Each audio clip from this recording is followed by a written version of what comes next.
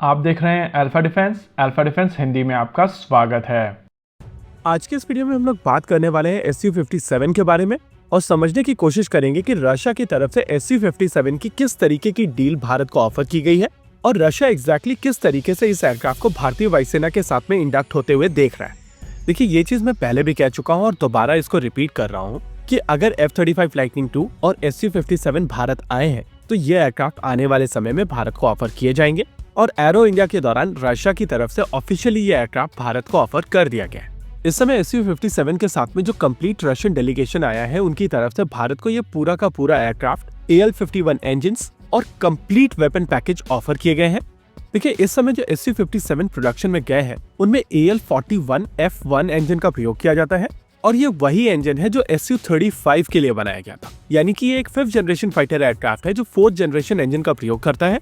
लेकिन रशिया की तरफ से भारत को जो वेरिएंट ऑफर किया गया है वो SU-57M है। इस इंजन में AL-51 इंजन का प्रयोग किया जाएगा जो इस समय रशिया में अवेलेबल सभी टेक्नोलॉजी का पिनाकल है। अगर आप रशियन इंजन की बात करें जो सुखोई 30 कैटेगरी के एयरक्राफ्ट को पार करते हैं, जैसे कि AL-31 या AL-41, इनकी तुलना में AL-51 ना ही केवल हल्का होगा बल्कि ज्यादा थ्रस्ट जनरेट करने में सक्षम होगा और ज्यादा टेम्परेचर हैंडल करने में भी सक्षम होगा। नेक्स्ट जनरेशन एयरक्राफ्ट की पावर रिक्वायरमेंट ज्यादा है क्योंकि आप ज्यादा पावरफुल सेंसर्स का प्रयोग करना चाहते हैं और इसी वजह से SU-57 की पूरी फंक्शनिंग के लिए AL-51 बहुत जरूरी है। अभी तक इस इंजन के साथ में SU-57 की टेस्टिंग कंप्लीट नहीं हुई है और फिलहाल जो एयरक्राफ्ट बनाए जा रहे हैं वहां पर AL-41 इंजन का ही प्रयोग किया जा रहा है। इस एयरक्राफ्ट के साथ में जो दूसरी परेशानी है वो है इसमें यूज होने वाले AESA रेडार और इलेक्ट्रॉनिक वॉरफेयर स्वीट को लेकर। देखिए, अभी तक रशिया की तरफ से जितने भी सेंसर्स बनाए जाते रहे हैं वहां पर इलेक्ट्रॉनिक्स के फैब्रिकेशन के लिए काफी हद तक रशिया वेस्ट के ऊपर डिपेंडेंट रहा है।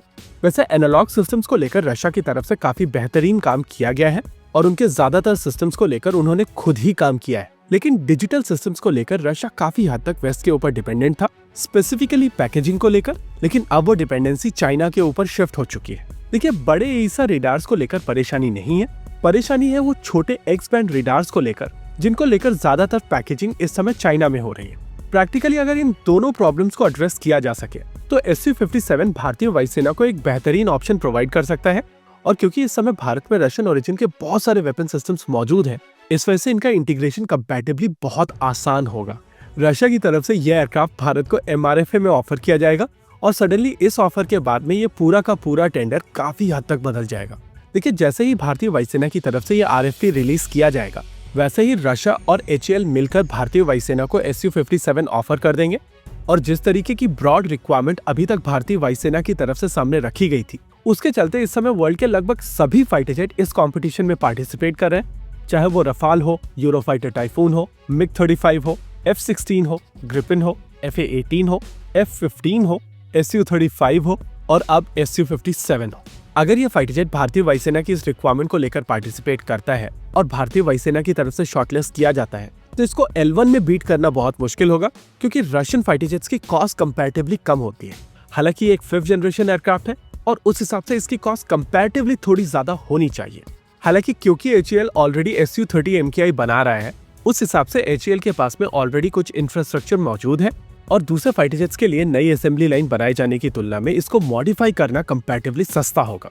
देखिए, विरूपक्षा को गैन AESA मिल रहा है और अगर इस AESA रेडार को SU-57 के लिए मॉडिफाई किया जाए तो आपकी रेडार की परेशानी यहाँ पर दूर हो जाएगी। साथ ही साथ इस समय भारत में हर तरीके के इलेक्ट्रॉनिक वॉरफेयर स्वीट्स आ चुके हैं और अब तो भारत में 2 अलग प्राइवेट सेक्टर कंपनी सरकारी कंपनियों के साथ में इन इलेक्ट्रॉनिक वॉरफेयर स्वीट्स को बना रही है।